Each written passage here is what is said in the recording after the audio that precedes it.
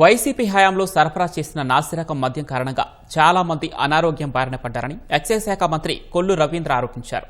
Guntur excise కార్యాలయంలో ఏర్పాటు చేసిన మద్యం నాణ్యత ప్రయోగశాలను ఆయన పరిశీలించారు. అధికారులతో సమీక్ష నిర్వహించడంతో పాటు అమరావతి రోడ్డులోని మద్యం దుకాణాన్ని పరిశీలించారు. ఎంఆర్పీ ధరలతో పాటు బ్రాండ్లను తనిఖీ చేశారు. మద్యంలో నాణ్యతా ప్రమాణాలు పాటించాలన్న సీఎం ఆదేశాల మేరకు గుంటూరు, కాకినాడ, విశాఖ, చిత్తూరులో అత్యాధునిక ప్రయోగశాలలు ఏర్పాటు చేసినట్లు మంత్రి తెలిపారు. ప్రజారోగ్యానికి హాని కలిగించే బ్రాండ్లను ఆపివేసినట్లు చెప్పారు.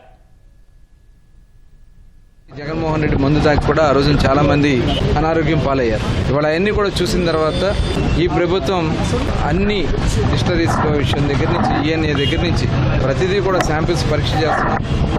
ఆ పరీక్ష చేసినటువంటి శాంపిల్స్ని మాత్రమే మార్కెట్లో అవైలబుల్ ఉండే విధంగా చేస్తూ ఉన్నాం.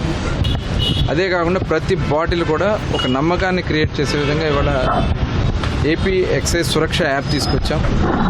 దాని ద్వారా మన బాటిల్ ఏదైతే బాటిల్ ఉందో దాన్ని స్కాన్ చేస్తే ఇమీడియట్గా అందులో ఏదైనా తేడా ఉంటే ఎల్సీ టిక్కర్ ఏదైనా వస్తున్నా కూడా ఇమీడియట్గా తెలిసిపోతుంది. కాబట్టి సురక్ష యాప్ తీసుకొచ్చాం.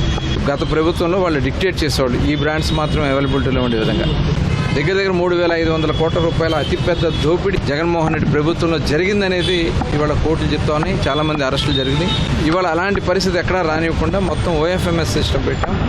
దాని ద్వారానే వాళ్ళు ఇండియన్ పెట్టుకోవచ్చు. వాళ్ళకి కావాల్సినటువంటి ఎలాంటి లిక్కర్ కావాలో వాళ్ళు ఎలాంటి బ్రాండ్స్ కావాలో వాళ్ళు పెట్టుకునే దానికి అవకాశం కల్పించాం.